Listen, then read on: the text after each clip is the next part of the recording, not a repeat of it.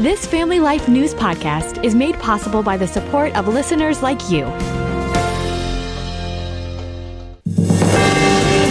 It's the Noon Report from Family Life, bringing a Christian worldview to what's happening in New York, Pennsylvania, across the country, and around the world.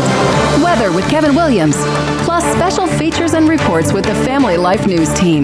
Now, here's what's happening. Liberating Los Angeles. Good afternoon. Welcome aboard. The Commander-in-Chief is sending in the troops, hundreds of Marines to downtown Los Angeles to help quell the violence caused by anti-ICE rioters. It's causing consternation, too, between the president and the governor of California. His name is Gavin Newsom. Democracy is under assault before our eyes. This moment we have feared has arrived. We will not allow an American city to be invaded and conquered by a foreign enemy. In the meantime, L.A. Mayor Karen Bass has ordered a curfew to contain the violence that's been raging for days now in America's second largest city. Clearly, after the violence that took place, 23 businesses looted, and just the extensive, widespread nature of the vandalism, we reached a tipping point. Anti-ICE demonstrators have set the City of Angels on fire to protest Trump administration policy regarding illegal immigrants. What you're witnessing in California is a full-blown assault on peace, on public order, carried out by rioters bearing foreign flags. Governor Newsom unsuccessfully sued the White House over the use of federal troops. He doesn't want the streets of L.A. militarized by our own armed forces. California may be first, but it clearly will not end here. Other states are next. President Trump's saving his city. President Trump's doing what he should have done. That's Border Czar Tom Homan. The president says Governor Newsom needs to, quote, get his act together because he's going to have some, quote, bad times in L.A. if he doesn't. Trade war truce in the works. That's the other big story today. U.S. and Chinese officials have apparently reached a trade deal. It happened in London. Commerce Secretary Howard Lutnick. We both have our presidents behind us, pushing us to make sure we take care of our respective sides. The two sides have reached a framework to implement some of the talking points discussed last week during that phone call between President Trump and Chinese leader Xi Jinping. NBC's Janice Mackey-Frayer continues our coverage. This is not a final trade deal between the U.S. and China, but a framework after 2 days of talks in London to at least resume the trade truce they declared last month. The next hurdle for both sides, getting their presidents to agree to it. China's chief negotiator says the deal could inject positive energy into world economic development. The framework, if approved, would ease a trade spat that has unraveled relations between the world's two largest economies. As part of the deal, Chinese students will not be banned from attending U.S. colleges or universities. President Trump getting ready for a huge military parade on Saturday. It's to celebrate the 250th anniversary of the Army. But many, including some Republicans, are not on board with that. Here's Kentucky's Rand Paul. We were always different than the images you saw of the Soviet Union and North Korea. I wouldn't spend the money if it were me. We're a lion, and a lion doesn't have to tell you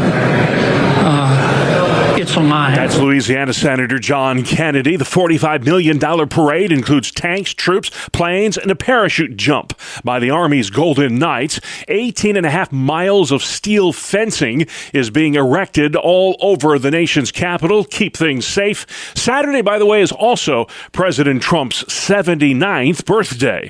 The nation's largest Protestant denomination has made it official now. Southern Baptists have overwhelmingly endorsed a ban on same-sex marriage. Their resolution also looks to reverse the Supreme Court's precedent legalizing it nationwide as it approaches its 10-year anniversary. It's not known if the vote will move the needle. Last year, they voted to condemn in vitro fertilization, only to see President Trump sign an executive order protecting it. Correspondent Matt Piper, ABC News, has fired longtime senior national correspondent Terry Moran. It follows a social media post criticizing President Trump and his top aide, Stephen Miller. Moran had been a fixture at ABC News. He worked there for nearly 30 years. The dream of home ownership is fading fast for millions of Americans.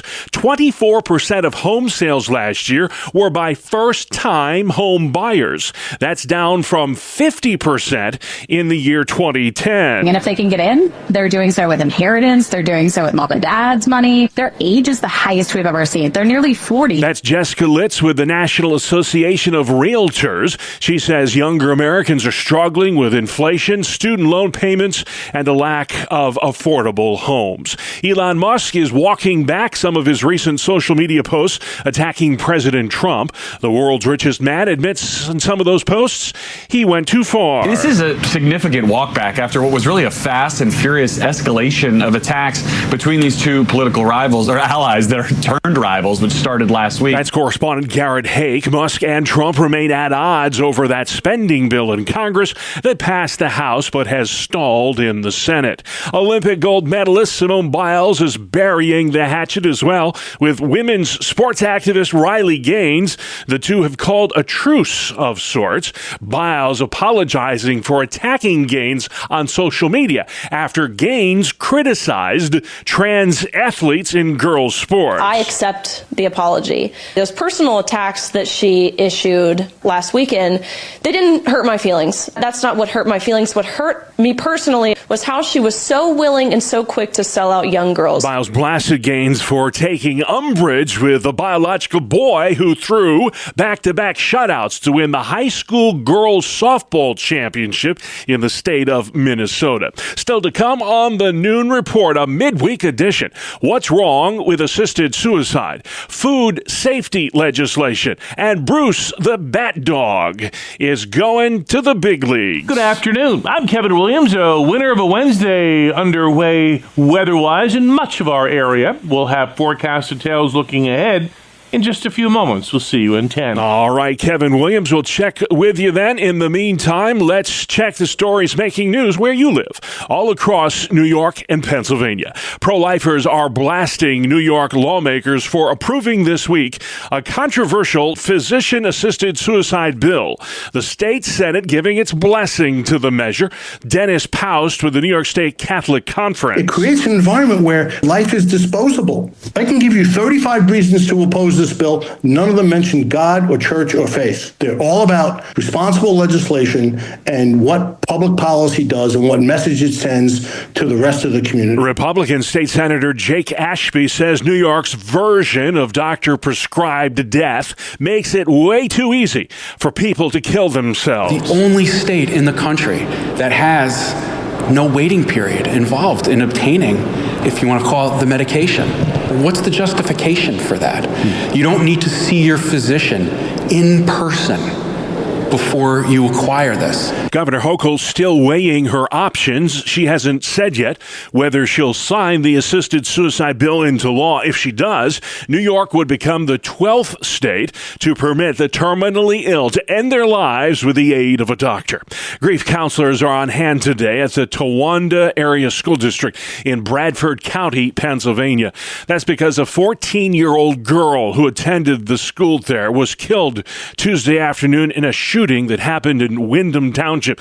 The news release came in the form of a Facebook post from the district. The cleanup continues along Keuka Lake in Hammondsport, New York. Homeowners there got swamped with water after Monday night storms, a whole lot of water. Tim Marshall's Director of Emergency Services for Steuben County. We're just basically working with our highway departments, our emergency first responders to try to make sure that the roads are cleared from the debris and open for traffic. The wet weather this spring has been a gut punch to local farmers who depend on the weather for their livelihood. Steuben County potato farmer Mark Squires says despite today's sunshine, his fields are still too wet for planting. We're quite a bit behind. You always think, well, it's a rainy week, we're always due for one, and then it was another rainy week, and then another one. If we could get a good week of weather, we'd be done and everything would be growing. It doesn't take a rocket scientist to realize this spring has been wetter than normal in New York and Pennsylvania. Many communities receiving over 200% of their normal rainfall for this time of year. This week's severe weather included an EF2 tornado that devastated a family farm in Wattsburg, Pennsylvania. That's south of Erie.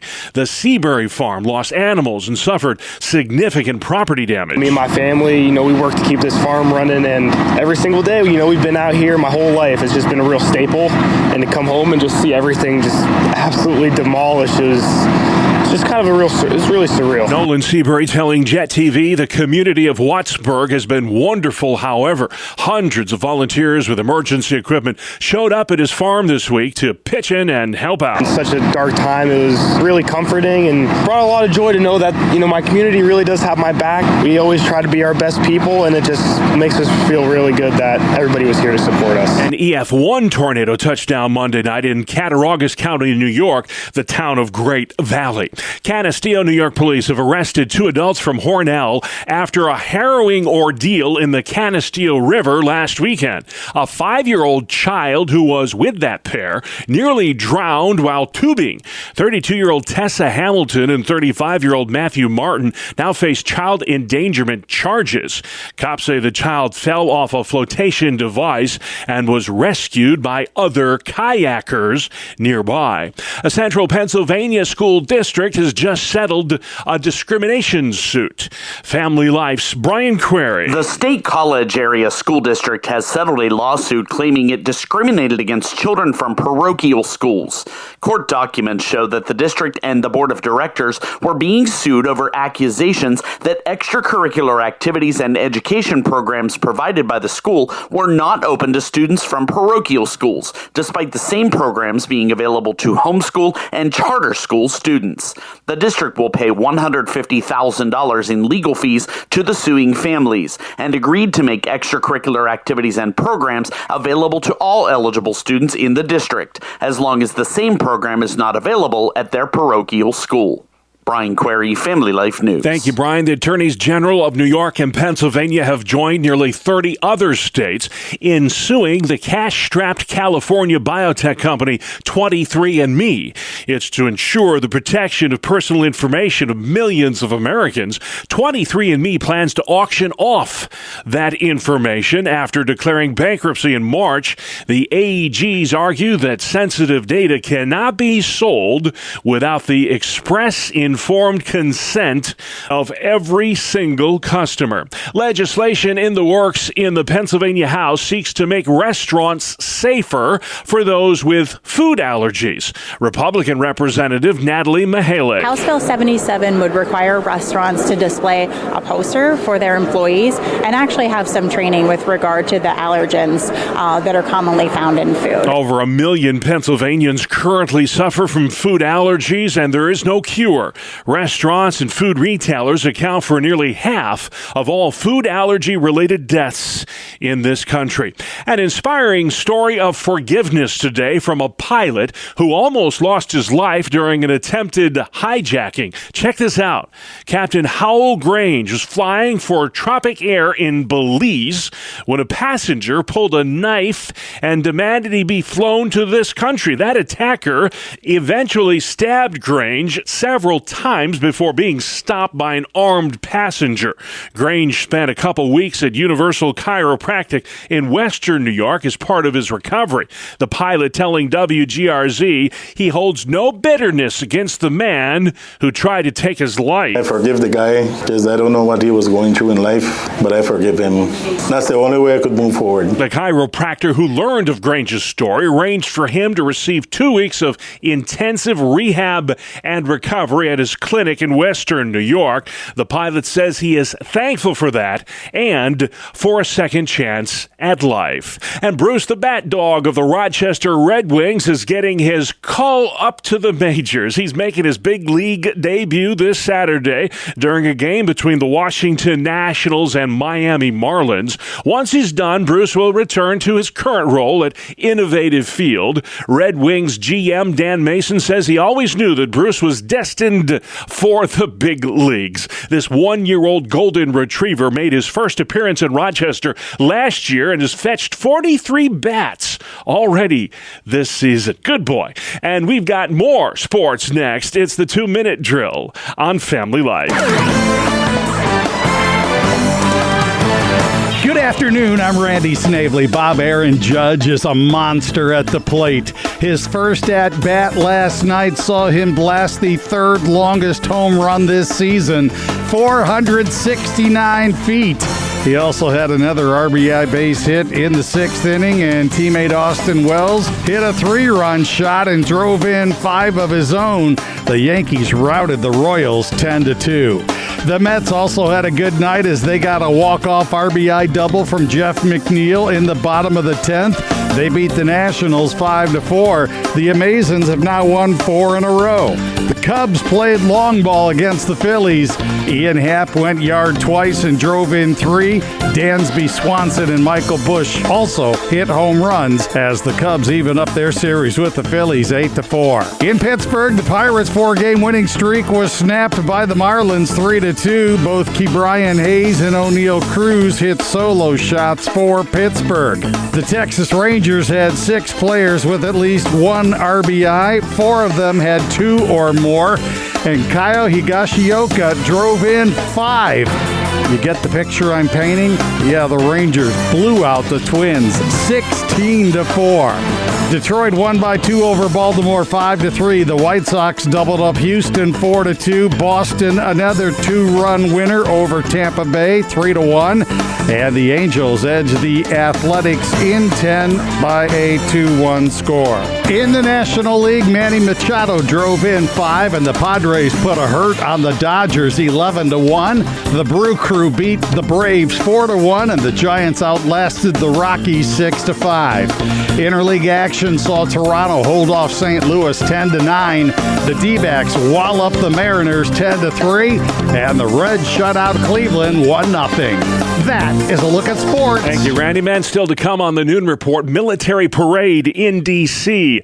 Curfew in place in L.A. And we're A-OK weather-wise, at least for today. Kev's got that forecast for you in 3 minutes. Welcome to Breakpoint, a daily look at an ever-changing culture through the lens of unchanging truth. For the Colson Center, I'm John Stonestreet.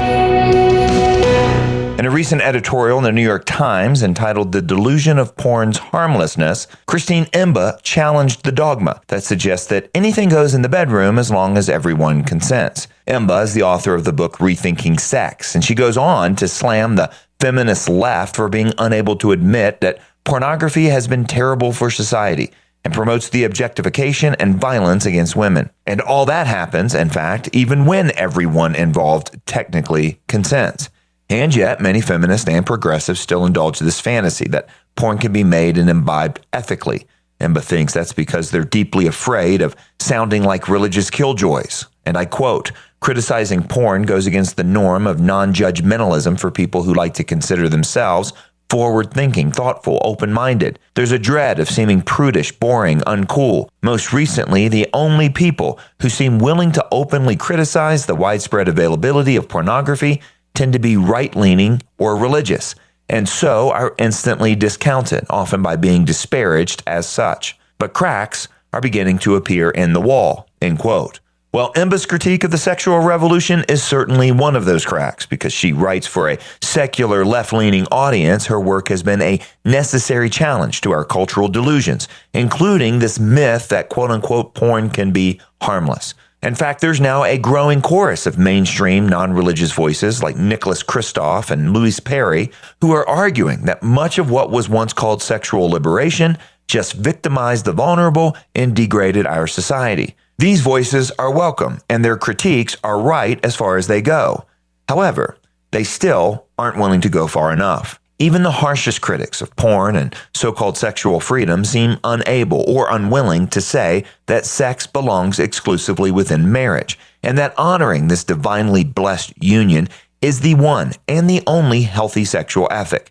In her book, Imba proposed that partners should refuse to objectify each other and instead just will the good of the other, drawing even on Thomas Aquinas' definition of love. But Aquinas, of course, believed that monogamous marriage is exclusively where that kind of love can happen. As my Breakpoint This Week co-host Maria Baer observed in her review of Imba's book, quote, "Before we can will the good of another, we'll have to know what good means.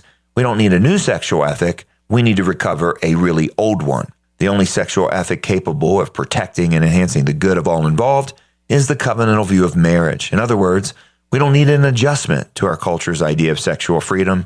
We need to be liberated from it." For the Colson Center, I'm John Stonestreet. Today's Breakpoint was co-authored with Shane Morris, and for a version of this commentary that you can print or share with others, please visit breakpoint.org. Thank you, John. Outside, Kevin Williams. Here is your family life weather forecast. It'll be seasonably and pleasantly warm this afternoon. Sunshine, scattered clouds, and a bit of haze. High temperatures not far from 80. Tonight, partly moonlit, mild. There may be a brief shower in central New York. Low temperatures near 60. Tomorrow, partly sunny. High temps 70s, low 80s. And then Friday, mostly cloudy with a few showers moving in, and a bit cooler for some.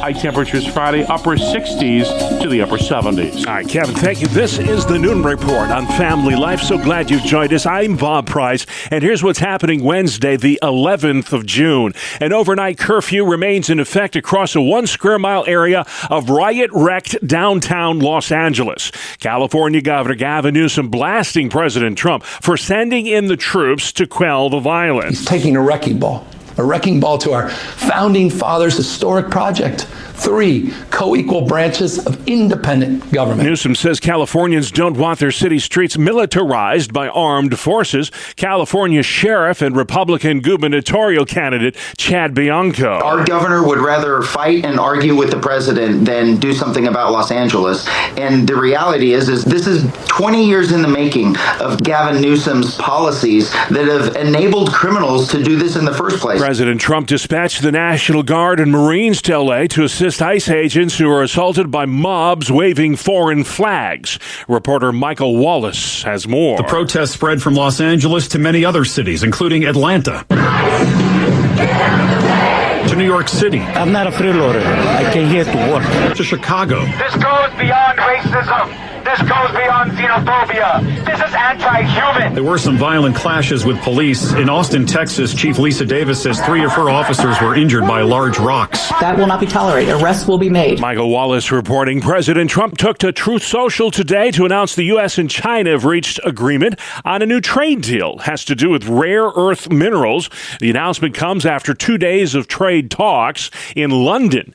President Trump and Chinese leader Xi Jinping spoke by telephone last week. As part of this deal, Chinese students will not be banned from attending U.S. colleges and universities. Preparations are underway for Saturday's military parade in Washington. The commander-in-chief says he can't wait. We're going to have a fantastic June 14th parade, Flag Day, and I think it's going to be great. We're going to celebrate our country for a change. Correspondent Linda Kenyon. President Trump says the parade, which also takes place on his 79th birthday, will be a celebration of the Allied victory during World War II. We won the war, and we're the only country that didn't celebrate it. The military parade, which coincides with the 250th anniversary of the U.S. Army, will feature hundreds of military vehicles, including tanks and aircraft. 18.5 miles of steel fencing is being set up around the nation's capital to keep the parade safe. President Trump restoring the names of Confederate officers to 7 U.S. military bases.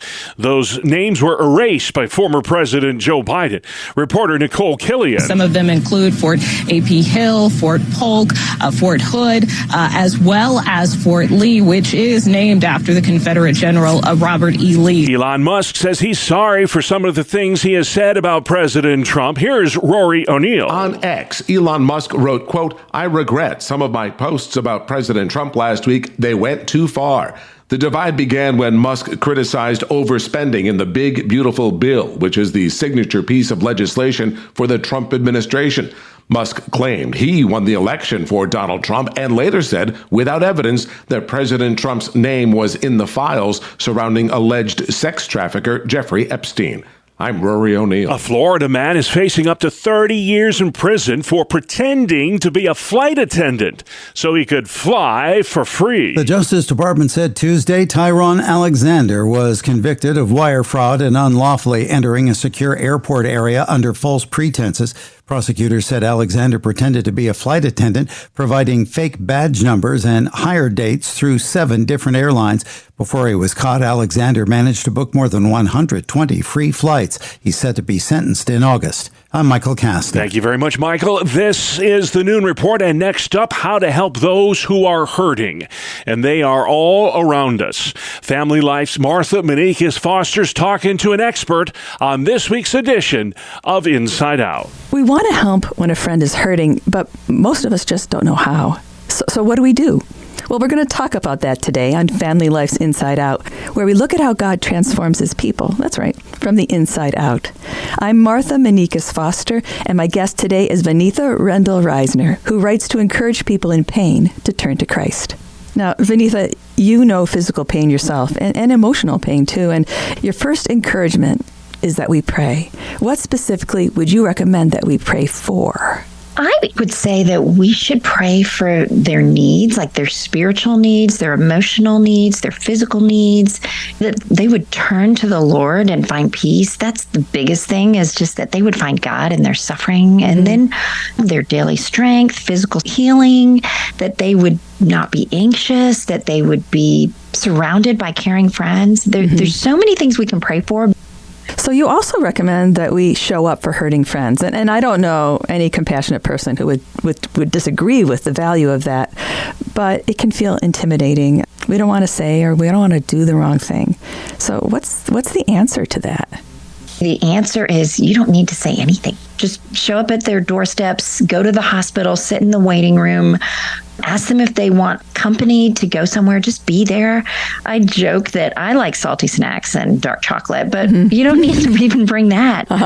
Jesus, we see him in the Garden of Gethsemane, and he just wanted his disciples with him. So presence is such a powerful thing. Just be there. And listen.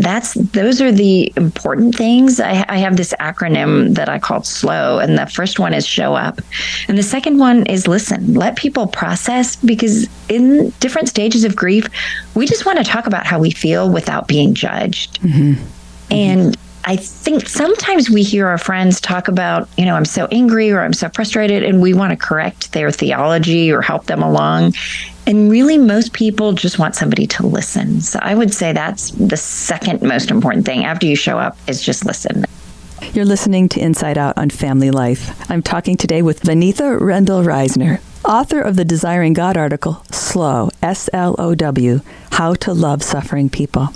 Vanitha, when we say to a hurting friend, just let me know what you need, I've learned that we're actually burdening them. We're actually giving them the responsibility of assigning us a task. But what's a better way to offer help? And could you give us some practical examples? It's funny because people think it's super helpful to say, call me if you need anything, but that doesn't give somebody any idea of when to call, so they never call.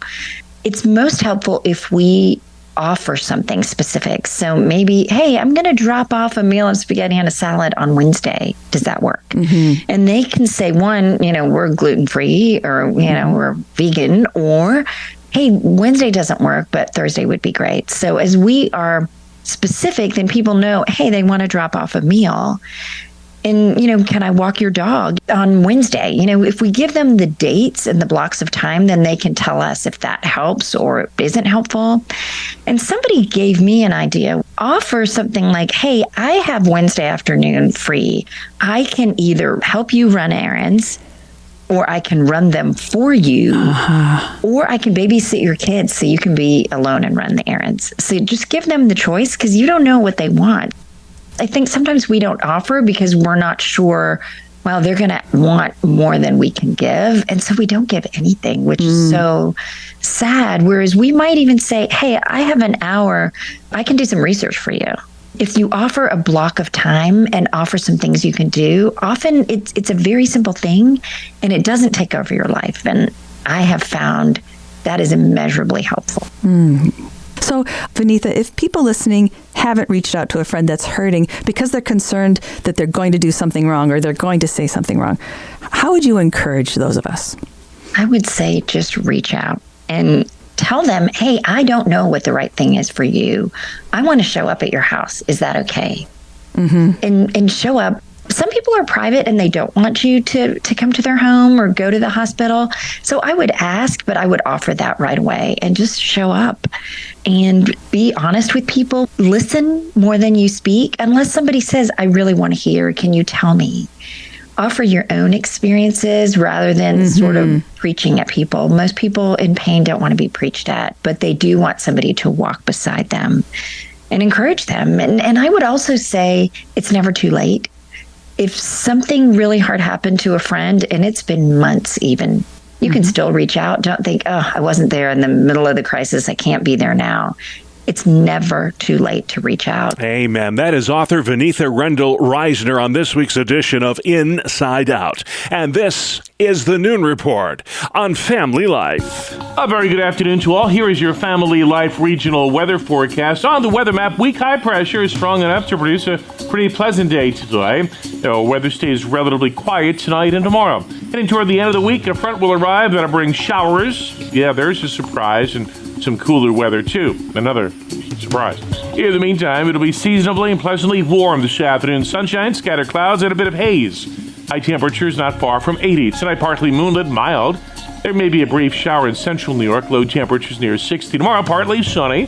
High temps 70s, low 80s. And then Friday, mostly cloudy with a few showers moving in and a bit cooler for some.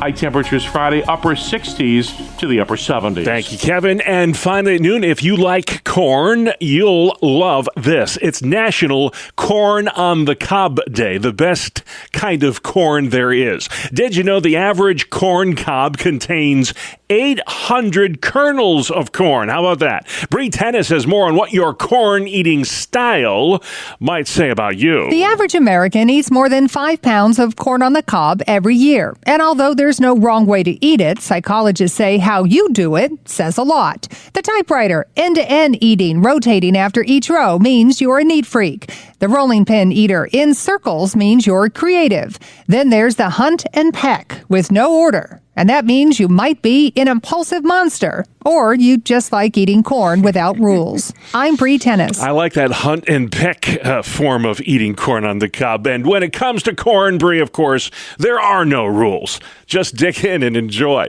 That's our world. The world we live in, Wednesday, June 11th. I'm Bob Price. Family Life News. You've been listening to the Noon Report, heard weekdays on Family Life. Thank you for listening.